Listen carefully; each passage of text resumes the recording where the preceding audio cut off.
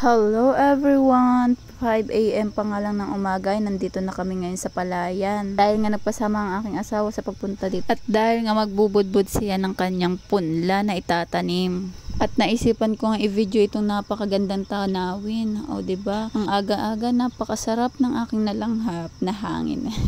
Ang sariwa. O siya, mas masarap sa bukid kaysa sa syudad.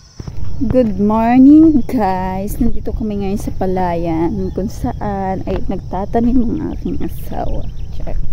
Dito lang yan sa Morong Wawa. O diba? Madilim pa kami ay nandito na para magbudbud ng kanyang punla. Kasi mamayang tanghali magbubukas siya ng kanyang shop. Ganun kasipag yung aking asawa. Charot. Hindi charot, totoo. So ngayon, pupuntahan natin siya kung saan niya ipupunla ang kanyang binhi. Kanyang palay. Okay, tara.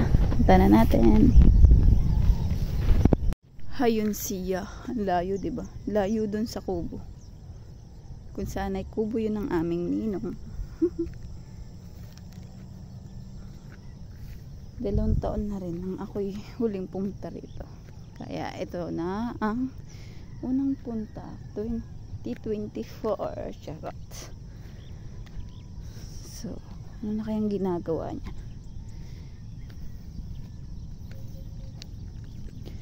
Tara, punta natin. Ha? Mukhang lulubog yata ako dito sa lupa. Saan na ba yung daan? So, yun na nga. Nandito na tayo. Alin? Lawak. Tama ako yung linisin ko. Ayan. Ito na nga ang kanyang pagbibinhian. Pagpupunlaan ng palay. Sinusuyod pa niya. Lawak pa ng kanyang gagawaan. Sa'yo ba yung anak ka lang? Namotoy. Hinihipan ko. Abok. Kawayan pala yun. Walang kahoy. Ayan ang kapaligiran dito sa Wawa. Dito.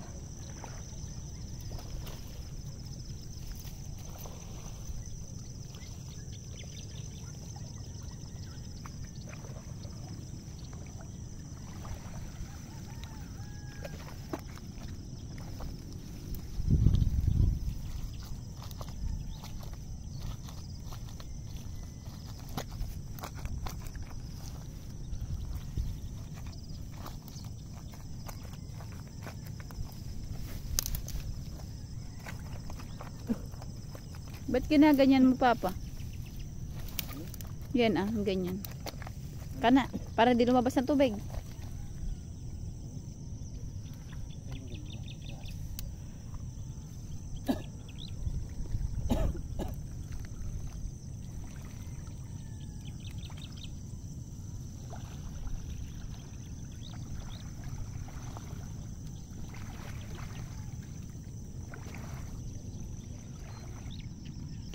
Ayan, babalik na nga tayo sa kubo at humiram lang ako ng posporo para mag-init ng tubig.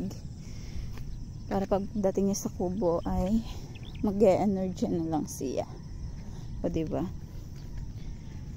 Tara! Ayan, dito na ako sa kubo at ako'y magpapainit ng tubig. Magpapadingas muna tayo para ganda. Charot.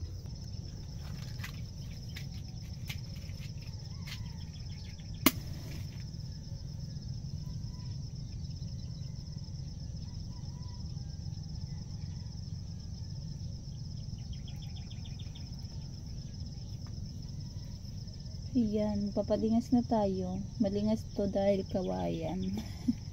Mabilis umapoy.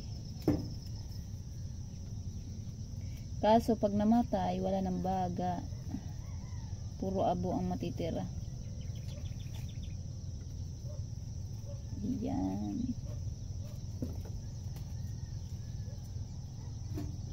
Kaya kailangan pag nagpa-apoy nito babantayan para hindi mamatay yung apoy. Hindi ko nabantayan kanina.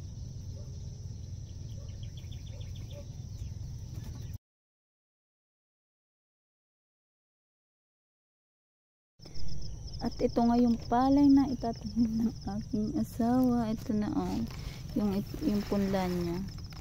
Ang may tubo na yan. O diba? Hybrid daw kasi ito kaya mantagal daw tumubo. Ang liliit ng tubo niya. Bubudbud niya ito mamaya. Binabadya muna ito sa tubig. Sa drum. Tapos tsaka niya na ikulog dito sa sako. Nang maghapon. Tsaka niya ibubudbud sa palayan. O siya. Bye bye. Hi, yan, pupunta nga ulit tayo sa kanya. Titingnan natin kung paano siya magbudbud ng binhi. Ang palay. So ngayon mataas na yung araw. O, labas na. Tara, punta tayo dun. Sa kanyang pinagbubudburan. Sininong Binteng? Diyan na? Ito yung buling. Kalabaw niya ba yun? Kala ko si Ninong Binting na eh. Ayan, nandito na tayo. Bubudbud na siya ng pinhi. Punla.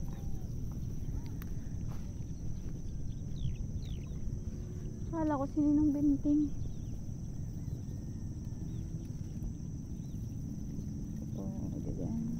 Ano yan pa hanggang gitna, pati dito. Dapat mayroon ka dyang ano. Baka ubusin ng maya. Pambitag. Kinakain ba yung maya, Papa, pag nahuhulog?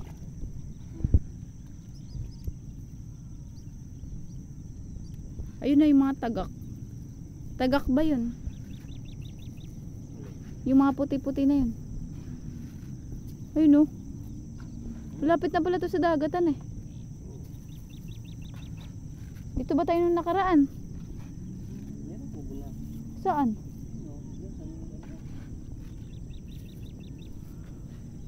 Sobrang lapit yata sa palay. Sa dagat. Hindi yung dagatan eh. Ano rin yun eh. Palayan. Yun na. Oo. Matubig pa lang. Kaya pala. Sana'y wag mo nang mag-ulan. Magtaga-araw na yan. Ano pa?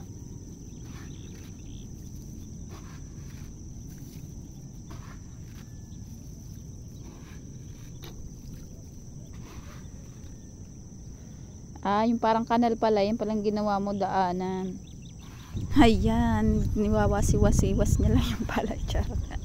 Pinubudbud niya na. Siya. Salamat sa panonood. Bye bye.